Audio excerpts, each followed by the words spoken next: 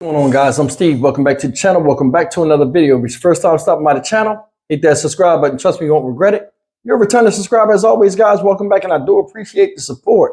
Guys, listen, some new details from some of the sealed documents, the court documents about the 5 Memphis police officers, namely this guy right here, Demetrius Haley, have been released. And a story's been done about some of the stuff that he was doing prior to becoming a Memphis police officer. And shout out Memphis, you know what I'm saying? This guy, besides some of the stuff we've heard from his time as a correctional officer, has come out. In addition to a lot of more things about his violent nature that led up to him wind up stopping Tyre Nichols and things happening that happened and played out the way they did. I'm going to play this video real quick and let you guys take a look at it. And then we're going to come back and talk a little bit about it, how I think it affects the case, if it does at all. And we see a growing trend of police officers having a laundry list of bad habits leading up to them doing something where they injure a citizen, or sometimes, like in the case of Tyre Nichols, take their lives. Take a look at this and we'll come back and talk. Tonight, we're looking at newly released documents surrounding one of the former Memphis police officers charged in the beating death of Tyre Nichols. Hi there, good evening, and thanks for being with us. I'm Shay Arthur. WRG's Ashley Paul spent the day pouring through hundreds of pages of Demetrius Haley's newly unsealed personnel records. And Ashley, what did you learn? Shay, 800 pages of newly released documents focus mainly on the time Demetrius Haley worked for the Shelby County Department of Corrections between 2015 and 2020 before leaving to join the Memphis Police Department. And in that time, according to the documents, Haley was investigated at least 3 times involving 3 different incidents. An incident that left an inmate with a fractured temporal bone and a perforated eardrum. Another where confidential information was shared with an inmate. A situation involving a strip search. And another which led to a lawsuit. These are all details we're learning tonight after a judge ruled to unseal Demetrius Haley's personnel records. Nearly 800 pages of documents, reports, photographs, forms, and files, all leading up to the January 7th beating of Tyre Nichols, which led to murder charges against Haley and 4 other former Memphis Police Department officers. But before Haley was a police officer, he was a prison guard for the Shelby County Division of Corrections. In 2015, Haley was accused of using excessive force on an inmate. A report by the Shelby County Sheriff's Office Internal Affairs Unit states, the inmate stated he was sprayed with a chemical agent and he blacked out, which was the last thing he recalled until he woke up in the main building medical department. Going on to say the inmate stated he was choked by an officer and punched. He has a swollen left eye, end quote. It goes on to say Haley was the one who sprayed it, but an investigation found no violations of the use of force policies. The inmate later filed a lawsuit against Haley and 2 other officers, accusing them of punching him and slamming his head to the floor. The lawsuit was later dropped. But in another incident, Haley was found in violation of the department's ethics and conduct policy for giving confidential information to an inmate.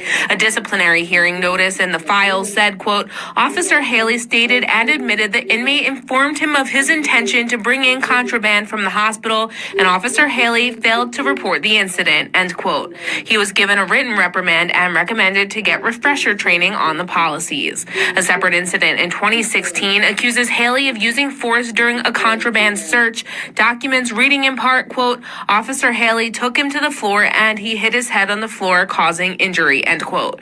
The documents explain the inmate tried to hide contraband in his mouth and hit Haley in the shoulder with his elbow. The investigation found Haley's use of force was justified in this incident. Now, Haley's lawyer was not immediately available for comment on the released file. Haley has pleaded not guilty to murder charges in the beating death of Tyre Nichols. I'm Ashley Paul. Hey guys, that's the news. And I got to be honest with you, like I always am. I am not surprised. None of this surprises me at all. Demetrius Haley should have never been a cop. Especially after that. You was a prison guard for 5 years. You got 3 write-ups that are serious. All of them are permissible under the grounds of dismissal. You could could have got fired for each one of them. That lets you know, man. I mean, they must be in dire straits in these criminal justice systems where they just let people get by. Bro, now we all know about, this was already known about him banging the guy's head against the floor or the wall or whatever and cracking his temporal bone or whatever. But this other stuff is crazy. It's crazy. You let somebody sneak contraband in from the hospital back in the population and you knew about it and y'all ain't lock him up. That right there is all I needed to know. That's all I needed to know. See, bold behavior gets emboldened when people dismiss such bad behavior. It gets bigger and bigger and bigger. And the loss of Tyre Nichols is the sum total of people covering up for him. Now, we all know prison guards going to cover for each other because they're going to need each other to watch each other's back if they get in some type of peril. It's just how it is. Same thing with police officers out here in the real world. You know what I mean? The blue coat of silence or the blue shield or whatever you want to call it, it does exist. But my thing is this guy right here should have never been a cop. Do they cross-reference or look at the resumes and really talk to the people and vet these employees before they tell them they can be people that are supposed to uphold the law and have order in society? I don't think so. This guy, it's no way he could have put that Memphis PD badge on. Seriously.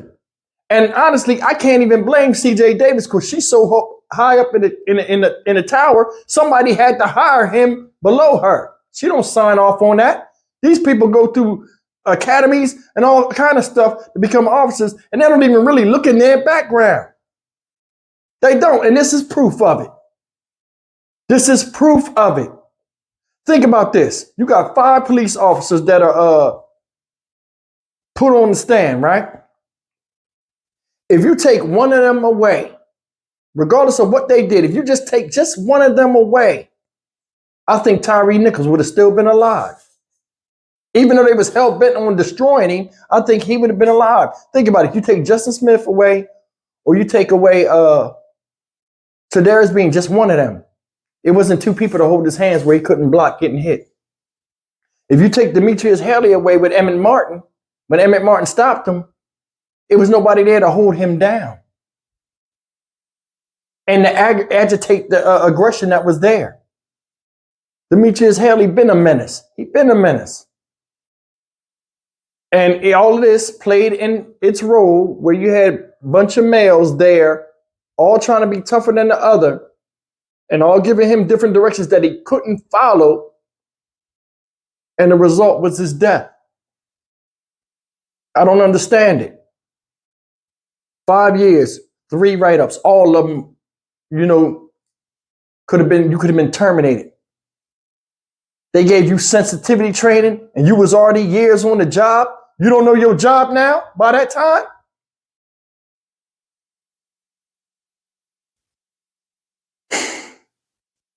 In closing, I want to say this, man. I'm going to end it on this note. Next year when this trial comes, and I will be down there to see this trial. I don't know how long I'll be down there, but I'll be down there. I want to get bits and pieces from the whole thing. You know what I'm saying? Of, what their motive was, what they was really thinking. And I pray that I'm allowed to go in that courtroom because this is going to be one of my biggest videos up to date, video series up to date. Because I'm really enthralled with this case and the fact that they did that to him. Tyre Nichols I'm talking about. But this stuff right here where this guy has a long history. Then he was messing up as a police officer too. Then he ran his mouth at the end. Let's get into this court case real quick before I get out of here. This right here makes it bad for the rest of them because he can't say nothing out of his mouth because his character is in grave question. They can bring all this up. Well, you was a guard and you did this. He got a history of beating up black folk. Watch. They're going to roast him. He's going to have to sit there and getting sand kicked in his face. And it's all because of him.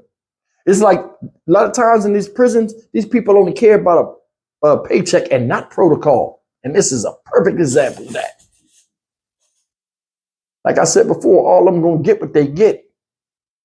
Hopefully I'll be there to see it and I'll report it to you guys. YouTube's a journey. This whole thing is a journey. I'm going to see this through. Like I'm going to see the Alicia Watts case through. I'll be back in North Carolina. And any other case I follow, you know what I'm saying? I'm going to see this through. Justice for Tyre Nichols, man. These 5 morons are going to get what they get. And Desmond Mills Jr., even though he jumped the fence, he's still in the sight lines. And he going to jail too. I'm Stock Market Steve for the Dynamic Reason channel. As always, like, comment, share, and subscribe. I'll see you guys in the next video.